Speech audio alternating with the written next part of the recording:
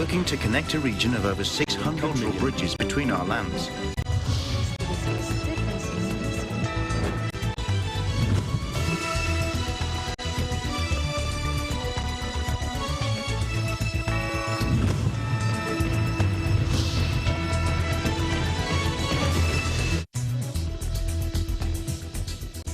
Hello, Malma Angeles. We're moving to the next stage of the pandemic, and as the world resets to the new normal, we find ourselves always seeking the right balance between health and livelihood, constantly adjusting the boundaries between liberty and responsibility. Welcome to ASEAN in Focus.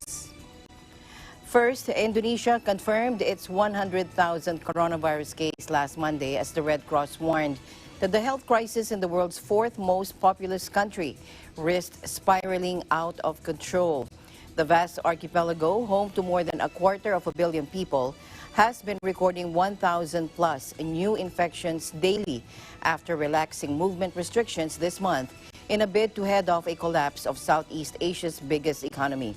As of Wednesday, Indonesia had reported a total of 102,051 COVID-19 cases and 4,901 deaths. But with some of the world's lowest testing rates, the true scale of its toll is widely believed to be much greater. Dozens of frontline doctors have succumbed to the deadly respiratory disease, while health officials have warned that hundreds of children may have also died from it, as many suspected virus victims are buried without testing. The country of nearly 270 million is among the worst hit in Asia by the pandemic, with cases in all of its 34 provinces, including the remote Maluku Islands and easternmost Papua. There have been protests against distancing rules and even testing in parts of the country, including the holiday island of Bali. And critics have slammed widespread signs of Indonesians becoming less vigilant under the government's so-called new normal policy. They point to reopening offices in the capital Jakarta as a major culprit in the surge, while restaurants, shopping malls, and tourist attractions are also swinging open their doors around the country.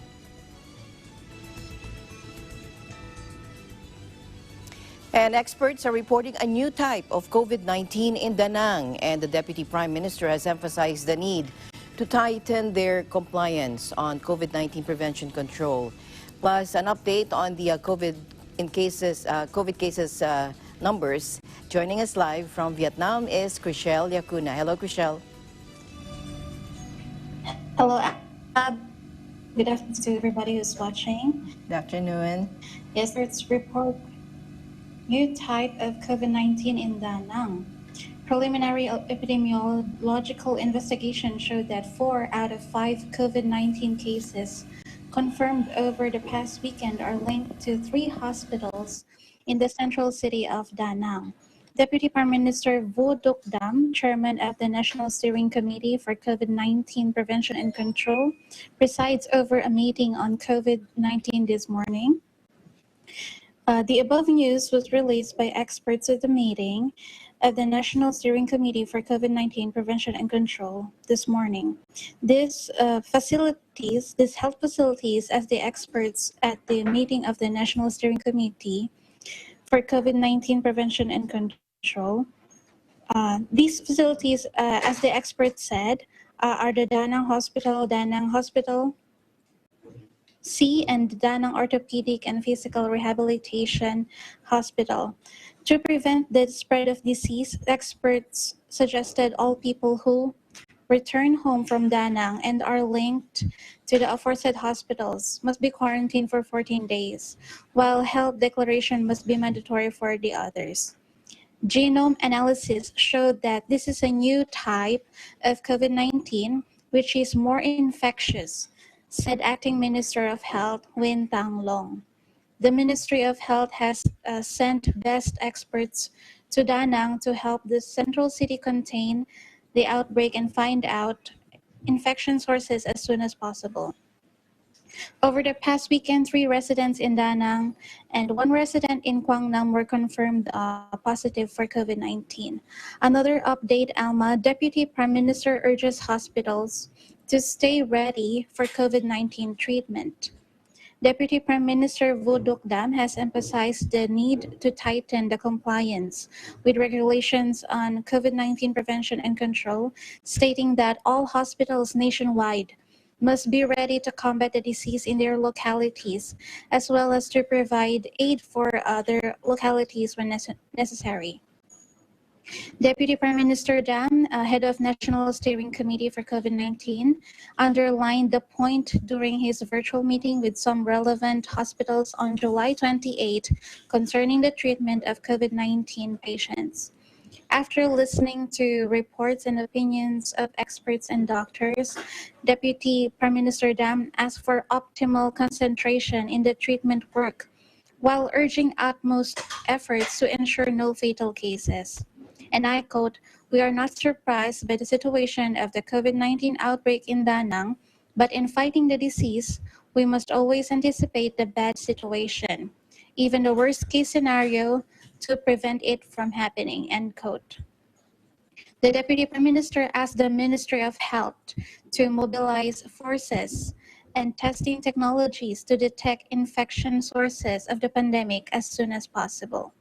The entire hospital system must raise vigilance and fully and seriously implement regulations when receiving people who come for medical examination and treatment, including patient screening and classification, he requested. And last but not least, Alma, 8 new COVID-19 infection cases confirmed. Total increases to 446. Vietnam has confirmed more 8 COVID-19 infection cases in the central city of Da Nang, raising the total number of COVID-19 patients in Vietnam to 446, according to the National Steering Committee for COVID-19 Prevention and Control on early Wednesday morning.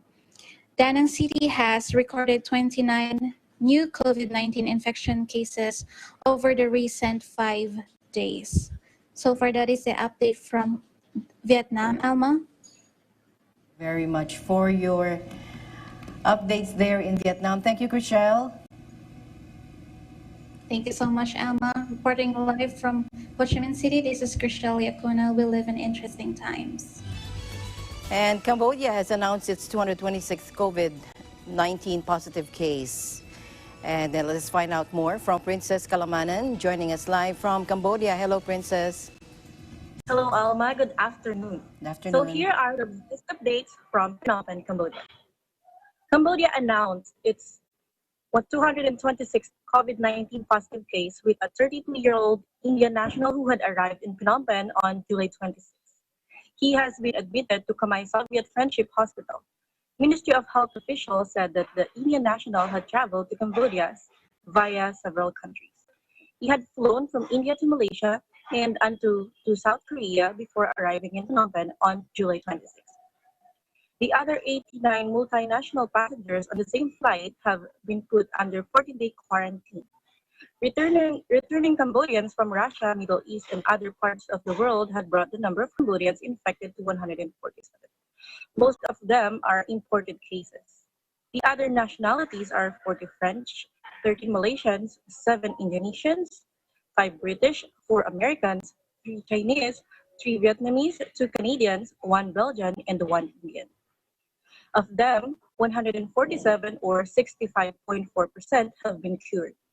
Arising from the sudden spike of cases who had entered Cambodia via Malaysia and Indonesia, the government, with effect from August 1, had imposed a temporary ban on all flights coming in from the two countries. This is severely impacting many people, especially from Malaysia. As a result of the ban on flights from Malaysia, the Malaysian government is mulling the imposition of screening for transit passengers through its gateways.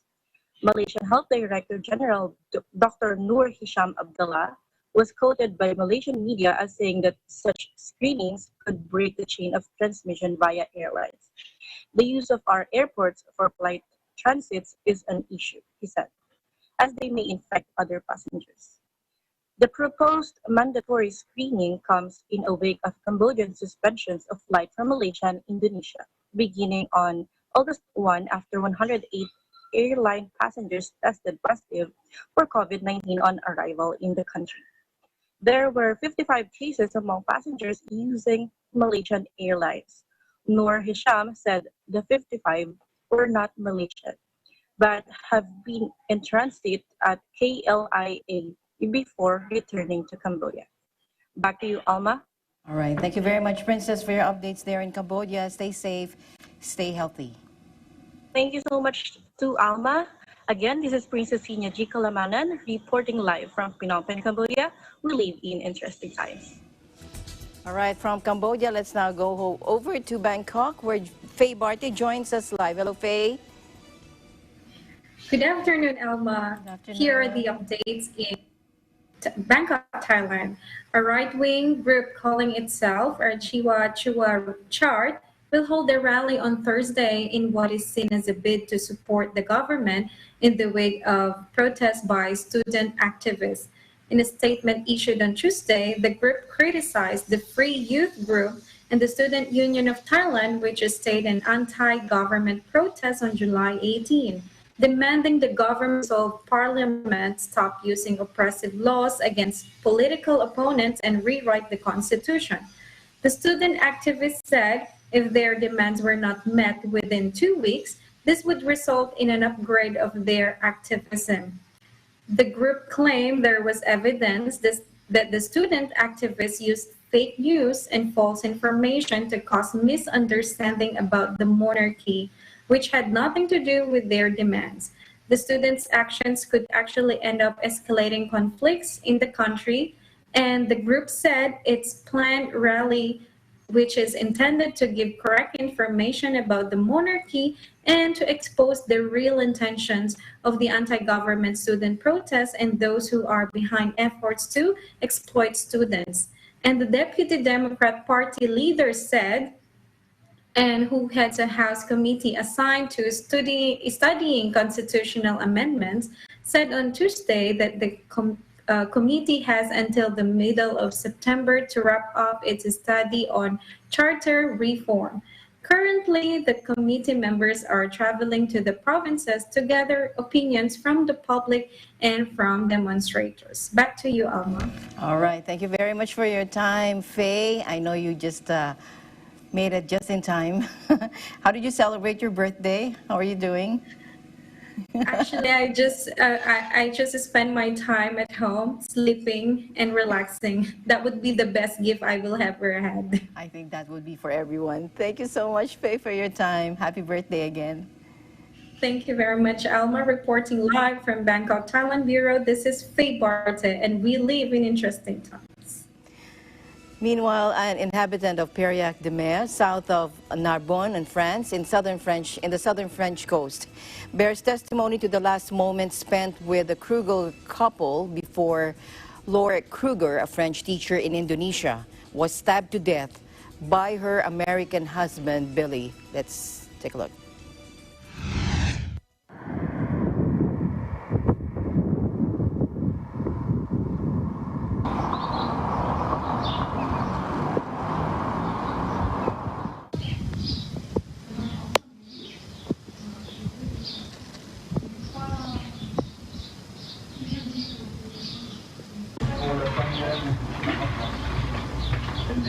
Rien ne laissait penser que c'était explosif, rien ne laissait avancer qu'il allait se passer ce genre d'acte. Ils avaient une attitude normale. Certes, il avait bu, mais pas de quoi être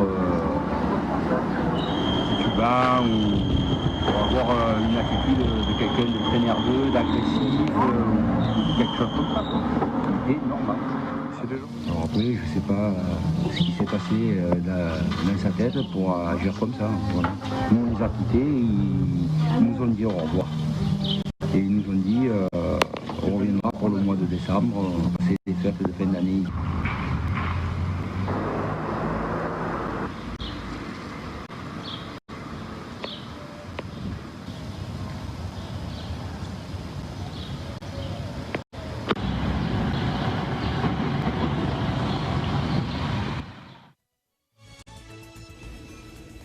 The COVID-19 virus is not impacted by the changing seasons, like other respiratory diseases. That is according to the UN Health Agency, before urging much greater respect for physical distancing measures to stop it spreading.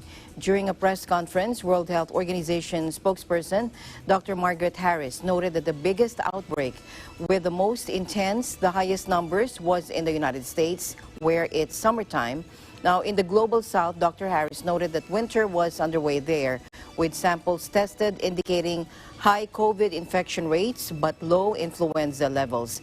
Now, that indicates a later flu season is likely in the southern hemisphere, with possible additional pressure on hospitals facing the joint burden of influenza and COVID-19 infection at the same time. Here's Dr. Harris now.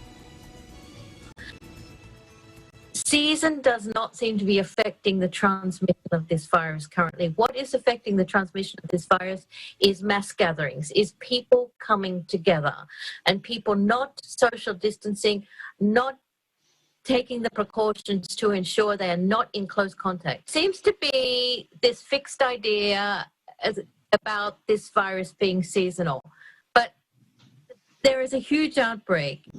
Most intense, the highest numbers are being experienced in the USA. They are in the middle of summer.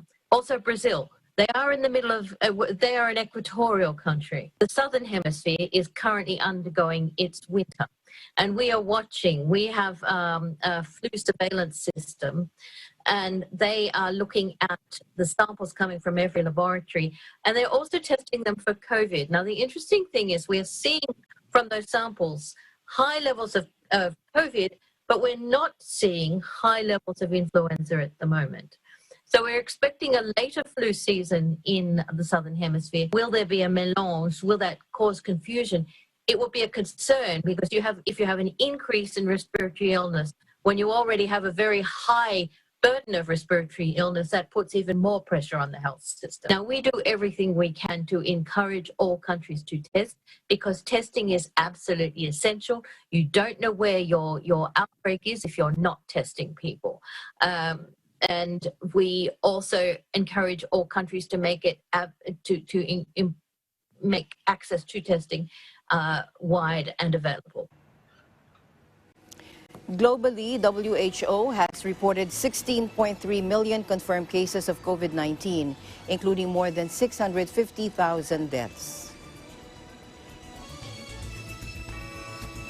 Meanwhile, several thousand protesters marched in southeast Myanmar to demand the military's withdrawal from the area and an end to rights abuses after soldiers allegedly killed an unarmed woman from the Karen ethnic group.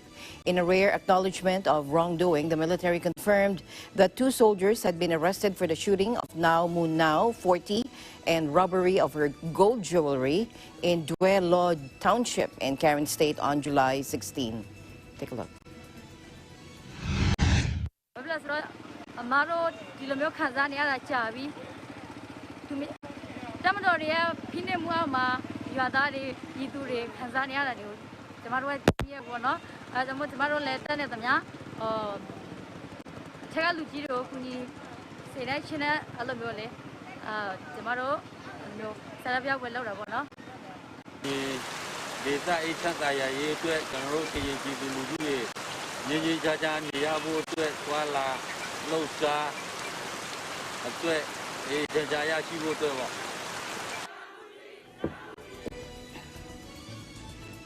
The court-martial of the arrested men was already underway, military spokesman Zhao Min Tun said, but the killing has reignited anger in a state that has for decades been the scene of a bloody civil war between the military and ethnic Karen militants. Now Moon Now's murder sparked a wave of protests over the last 2 weeks, but Tuesday's was by far the biggest. Karen National Union, or KNU rebels, signed a ceasefire in 2012 with the military after more than 60 years of fighting, one of a number of groups to join the country's now flagging peace process. Unrest has flared up again in a state divided into 2 parallel jurisdictions, one centrally run and one under governance of the KNU, which collects taxes and runs local police, schools, and healthcare. The Karen accused the military of building roads and other infrastructure to encroach on their territory, Military spokesman Zhao Min-tun said the military would not withdraw from the area, but said rules would be tightened. Tens of thousands of Karen refugees still live in camps along the Myanmar-Thai border. ASEAN in Focus will be right back.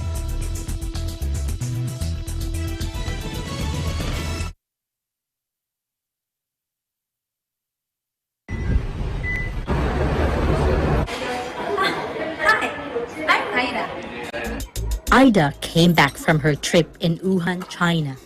She is a positive carrier of the coronavirus. Hi, I'm Lorna. Lorna is Ida's cousin. She can be a family member, a friend, a relative, a colleague, or anything related to Ida.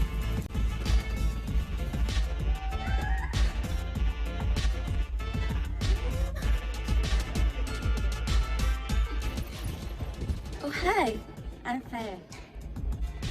Fe is not related to Ida. They don't know each other. She can be a stranger Ida meets on the train, in the supermarket, movie house, or in any public place.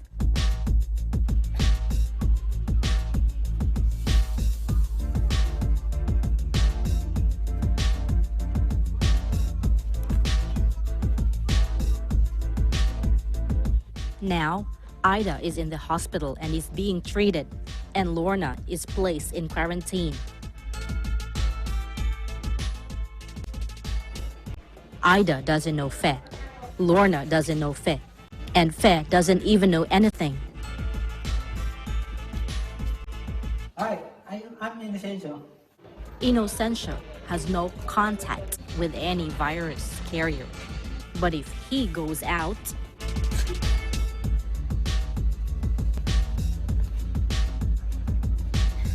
it takes at least 14 days for the symptoms to show on Fe. This is the purpose of a community quarantine or lockdown, to give time for the healthcare professionals to find Fe and all those she had close contact with, and to keep Innocencio from contracting the virus. Let's stop the spread of the COVID-19. We salute all our frontliners and healthcare workers. We are with you in this fight against COVID-19.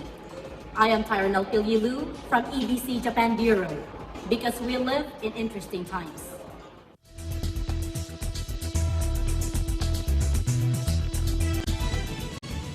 Welcome back. Singapore's Prime Minister said he was not looking to woo businesses out of Hong Kong, saying it was more important to preserve calm after China's controversial security law. Prime Minister Lee Hsien Loong said, "We think it's better for Hong Kong and better for the region and Singapore if Hong Kong is stable and calm and prosperous." Singapore and Hong Kong are two of the major hubs in Asia for international companies, which are drawn to the prosperous cities, investor-friendly policies, and rule of law. Mr. Lee said the two cities had a friendly competition but not a very serious rivalry, pointing to advantages enjoyed by each metropolis, including Hong Kong's position as a gateway to China. China in June defied U.S. warnings and imposed a national security law that banned subversion and other offenses in Hong Kong, which last year experienced massive and at times destructive pro-democracy demonstrations. The move has sent a chill through activists in Hong Kong, although it has so far triggered only limited corporate departures from the city. Observers note that Singapore, in effect, has similar laws, with the city-state forbidding demonstrations without police permission except in the corner of one downtown park. But Singapore, a close U.S. ally with cordial relations across the region, has faced little international criticism. Mr. Lee, in office since 2004, also told the U.S. think tank that he was considering his previous plan to retire in less than 2 years. And Lee's People's Action Party has ruled Singapore for 6 decades and, to no surprise, retained power in July 10 general elections. Mr. Lee is the son of modern Singapore's founder, Lee Kuan Yew, who served as Prime Minister for 31 years.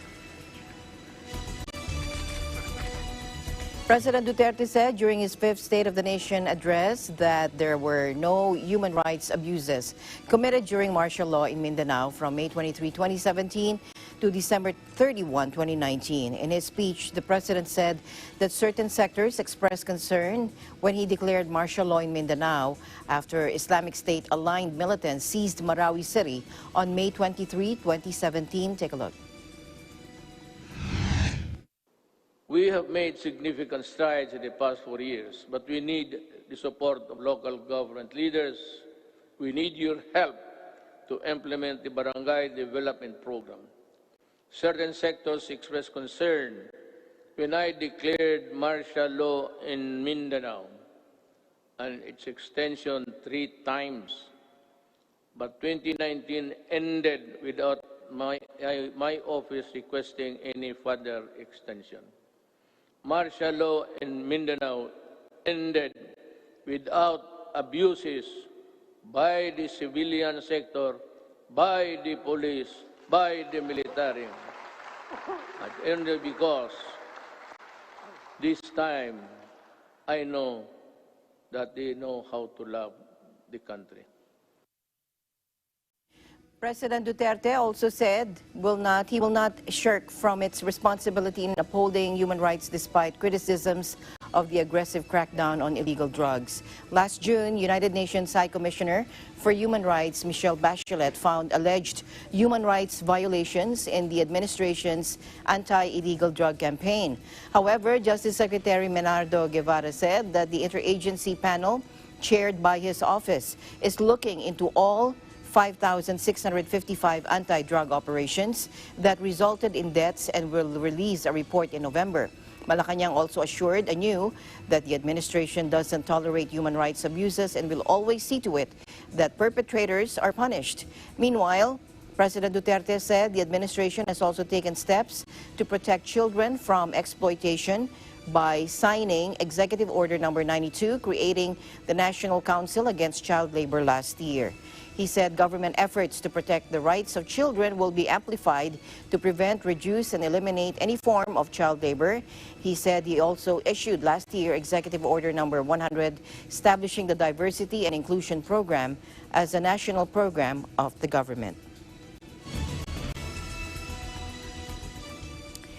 Former Malaysian Prime Minister Najib Razak proclaims his innocence to supporters outside a Kuala Lumpur court yesterday after being sentenced to 12 years in prison on corruption charges. The ex-Prime Minister was also fined almost $50 million after being convicted on all 7 charges in the first of his several trials related to the looting of the One Malaysia Development Berhad or 1MDB Sovereign Wealth Fund. Now, the 67-year-old is challenging the verdict and will be allowed to remain free on continued bail until a lengthy appeals process is complete. Let's listen in. Saya ingin teruskan usaha untuk membersihkan nama saya dan perjuangan ini akan tetap saya teruskan. No, because this is definitely not the end of the world. Because there's a process of appeal and we hope that we would be successful then. So the effort will continue, and to my supporters, I hope they will continue to believe in me. We are always positive. We believe in our innocence. We believe that we have a strong case. But of course, we have to convince the judges.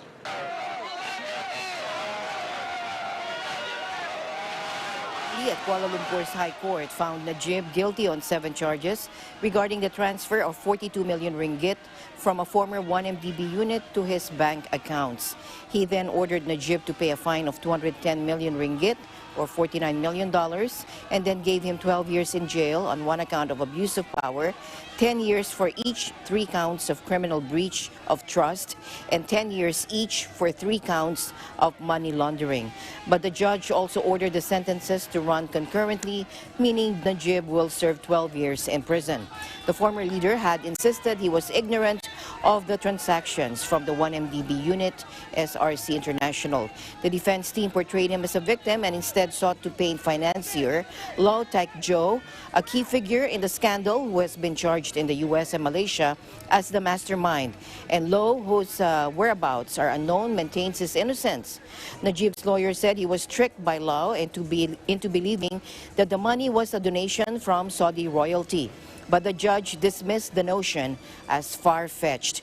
The conviction comes 6 days after the High Court ordered Najib to pay the government as much as $400 million in unpaid taxes and penalties, covering the years from 2011 to 2017.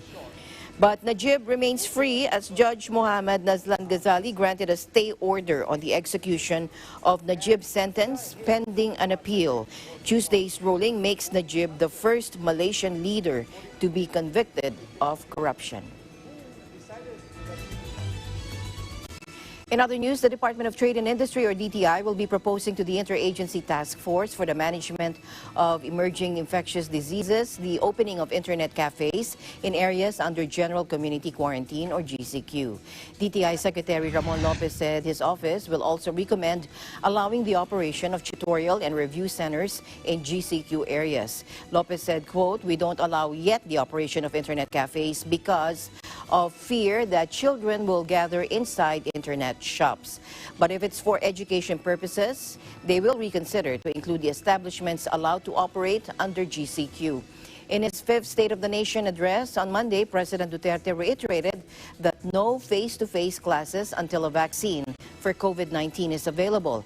Aside from cyber cafes and tutorial and review centers, Lopez said they are eyeing to reopen establishments in GCQ areas such as personal grooming and aesthetic services, pet grooming, gyms, fitness centers, and sports facilities. And the Senate on Tuesday passed the Bayanihan to Recover as one act on third and final reading, a day after President Duterte called for its immediate passage during his fifth State of the Nation address. Now, Senate Bill 1564 was approved with 22 affirmative votes and 1 negative vote. Only Senator Francis Pangilinan voted no. The Bayanihan 2 bill provides for a 140 billion peso stimulus fund for various socio-economic and health programs as part of the government's recovery plan amid the coronavirus disease pandemic. Under the proposed measure, 10 billion pesos will be appropriated for testing and extraction kits, supplies, materials, and reagents for COVID-19 testing, as well as boosting the capacity of the Department of Health. The bill also provides for the allocation of 15 billion pesos for a cash for work program in communities and another 17 billion in assistance to displaced workers or employees. Meanwhile, 50 billion will be given to different government financial institutions for the grant of low-interest loans to businesses in distress, particularly micro, small, and medium enterprises, or MSMEs. For the education sector, a 3 billion peso fund is provided for state universities and colleges for the development of smart campuses to implement flexible learning. An additional 6.7 million children under the age of 5 could suffer from wasting and therefore become dangerously undernourished in 2020 as a result of the socio-economic impact of the pandemic, according to the UNICEF.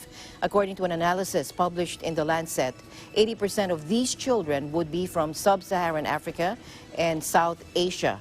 Over half would be South Asia alone. Wasting is a life-threatening form of malnutrition, which makes children too thin and weak and puts them at greater risk of dying, poor growth, development, and learning.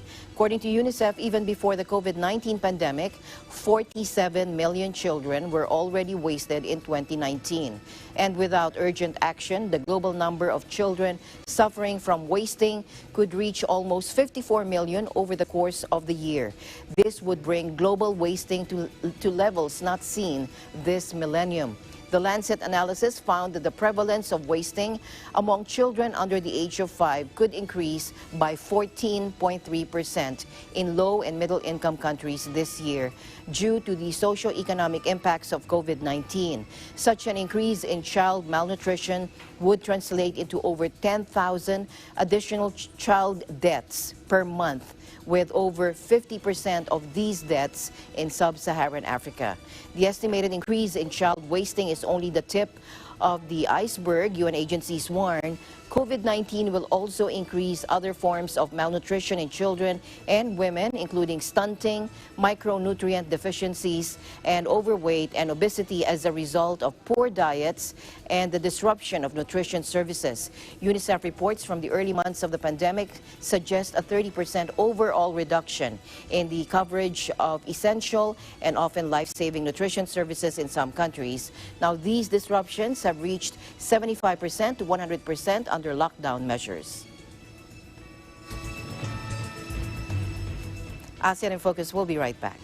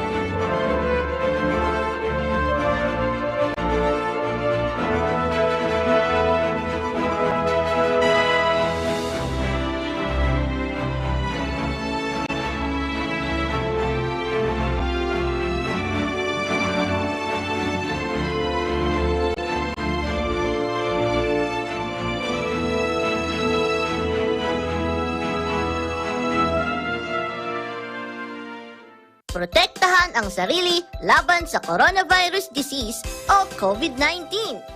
Narito ang ilang paalala. Takpan ang ilong at bibig sa tuwing babahing at uubo. Gamitin ang looban ng siko. Kung gagamit naman ng tissue, ay tiyaking maitapon ito agad sa tamang basurahan. Iwasang hawakan ang ilong o bibig. Ugaliing maghugas ng mga kamay gamit ang sabon at umaagos na tubig o magpahid ng alcohol-based sanitizer. Gumamit ng face mask kung ikaw ay may ubot sipon o kaya naman ay may inaalaga ang pasyente na mayroong simptomas ng respiratory illness. Itapon ng gamit na face mask sa tamang basurahan. Sundin ang social distancing.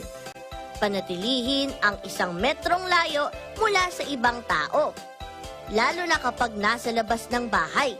Kung maaari ay umiwas muna sa mga matataong lugar.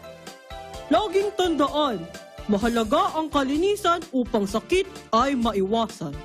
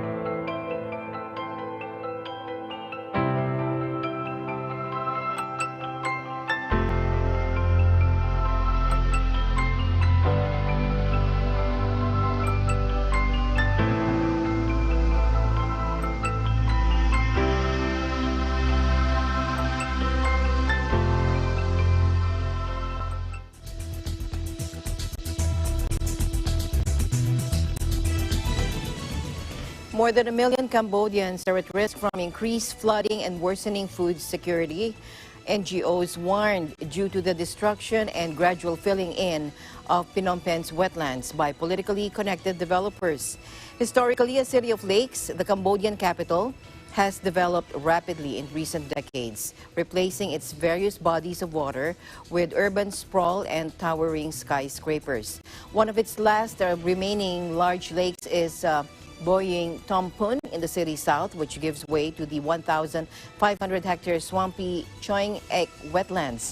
But the report released on Monday by 4 NGOs said a massive development project for a satellite city known as ING City or Ing City has been progressively destroying the area by filling it in since 2004 to create land for real estate. The aquatic plants growing on the wetlands act as a waste treatment area, allowing sewage water from Phnom Penh to drain through it before it exits into the Tonle Batsak, which is connected to the Mekong River. If the wetlands continue to be infilled, it is likely that nearly half of Phnom Penh, roughly 1.2 million people, will be at an increased risk of flooding, according to the report funded by the European Union. Besides the flood threat to the surrounding area, more than 1,000 families stand to be directly impacted as they either live there or make a living planting crops on the resource-rich swamp.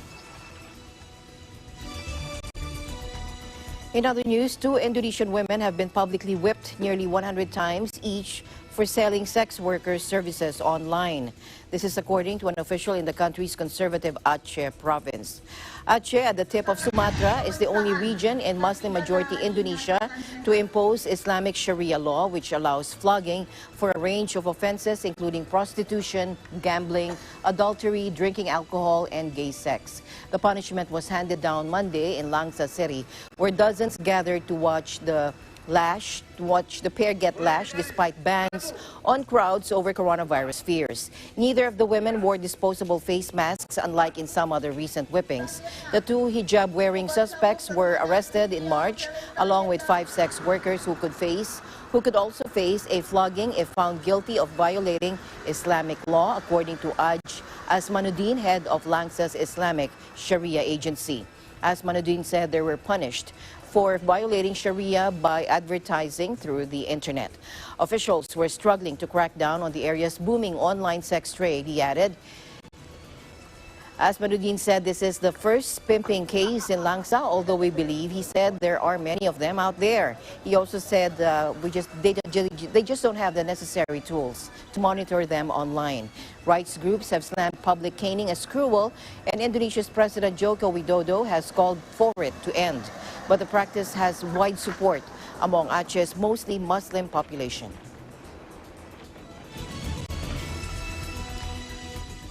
Malaysia will host 2 groups in the coronavirus-hit AFC Champions League, according to organizers, although 2 more pools in Asia's premier football competition remain without a home. After Qatar agreed to host all 4 groups in the West region, Malaysia has stepped in to stage East Zone groups, G and H, featuring teams from Japan, China, South Korea, and Australia, as well as Malaysia's Johor Darul Tazim. The Champions League, on hold since the pandemic wiped out international sport in March, will resume on September 14 in Qatar, with the games in Malaysia starting on October 17. However, the centralized venue for the AFC Champions Leagues or League Groups E and F, as well as the remaining knockout stage matches, are yet to be confirmed, according to Asian Football Confederation statement. Groups E and F include teams from Japan, China, South Korea, Australia, and Thailand. And to help squeeze in the condensed tournament, all knockout ties will be played in a single match rather than home and away. And the final will also be a one-off game played in the West region. And finally, in our news, the rare footage of previously unidentified tigers prowling the Thai jungle has been lauded by conservationists as evidence of a recovery of the endangered animal. Take a look. The zoologist said Southeast Asia is a key battleground in the fight to save the big cats, whose numbers globally have plummeted from about 100,000 a century ago to fewer than 4,000 today. Demand for their striking pelts and body parts in China and Vietnam, which fuels poaching, is largely to blame. To mark Global Tiger Day on Wednesday, conservation groups working in Thailand released rare photos and videos, the first in 4 years, to capture previously unrecorded individuals in the country. In the video footage, several tigers slink past the camera traps, as we can see here, but one spots a hidden lens and approaches to investigate, sniffing the device. Now, describing the footage as very exciting, John Goodrich, chief scientist with conservation group Panthera, said it is a good indicator that what they are doing is working, and they're starting to see the recovery of tiger numbers in the area. Thailand has boosted its conservation efforts over the last decade and is now believed to be home to up to 200 tigers. The kingdom's western jungles, where the new images came from, host the largest remaining breeding population of the Indo-Chinese subspecies. Its rangers will now monitor whether the newcomers establish territory in the area.